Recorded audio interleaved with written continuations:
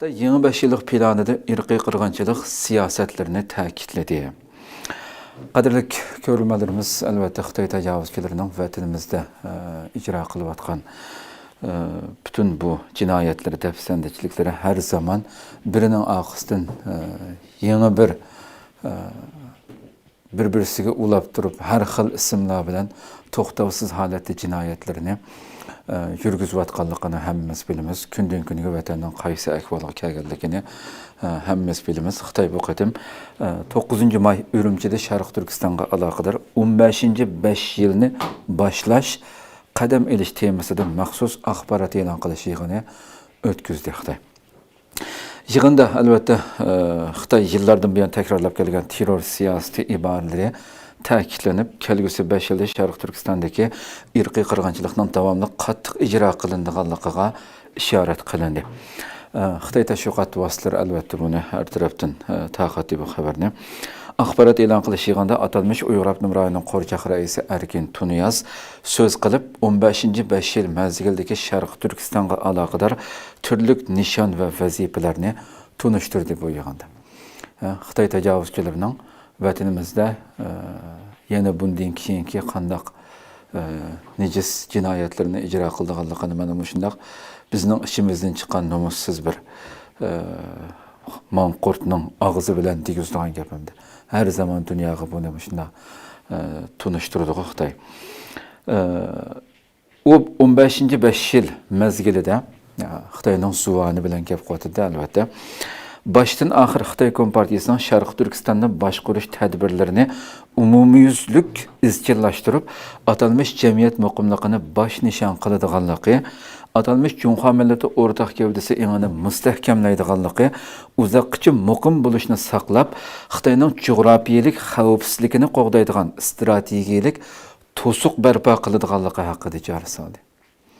Ya'ni sen bu so'zlarni deyishingning hojati yo'q aslida. Sen bir qo'rchoq, sen bir g'alcha yani.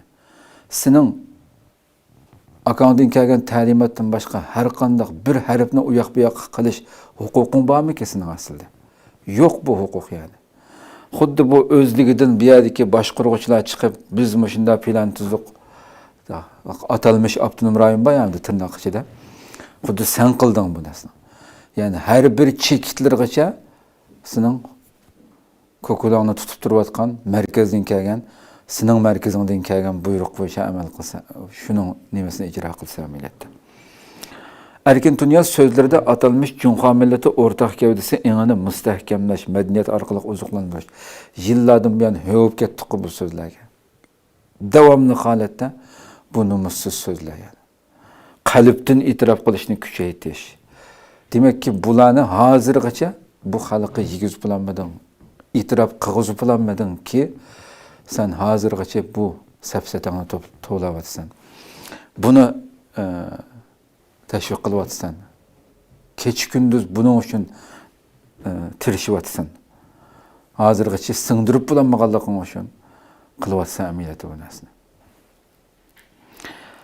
O'xshash bu safsatlarni yana takrorlab, undan boshqa yana bu axborot e'lon qilishig'ida tilga ilingan barliq mazmunlar bundan keyin o'xshash bu terror siyosatini assimilyatsiya qilib bu xalqni yo'q qilib o'tish siyosatini izchil davomlashtiradiganligiga ishorat qilindi. Bu so'zda butunlay hammasi bu mazmunni o'z ichiga oldi.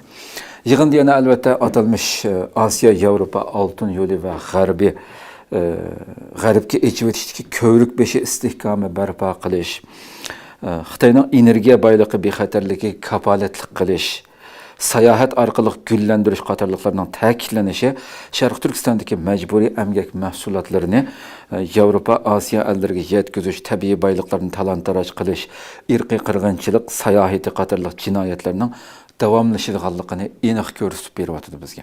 Chunki bu tilga olgan energiya boyligining bexatarligi, sayohat orqali gullantirish, buning hammasi yillardan buyon Xitoy butunlay u yerda qilayotgan jinoyatlarni yepish uchun, dunyoni aldash uchun nurg'un o'maklarni taklif qilib, ko'zbo'yamchilik qilyotgandir. Bu sahani shiltib turib, bu xalqning teptini yashayotganligini, gullanayotganligini bildirish uchun to'xtovsiz holatda bizning vatandan dunyoga echib o'tilgan, chiqarilayotgan mollar, bunun xabarini davamlı holatda berdi. Demak, bu ya shundaq tinch, bu xalq mana bu shundaq paravan yashayapti dunyoga. Bu tarafini ko'rsatib turib, bu yolg'on tashviqoti orqali ko'z bo'yamchilik qilyapti. Bularning takrar tilga ilinishi, bundan keyin yana bu qirg'inchilik siyosatining davomlashganligining aniq ishorati deb aniq ko'rsatib beradi bu.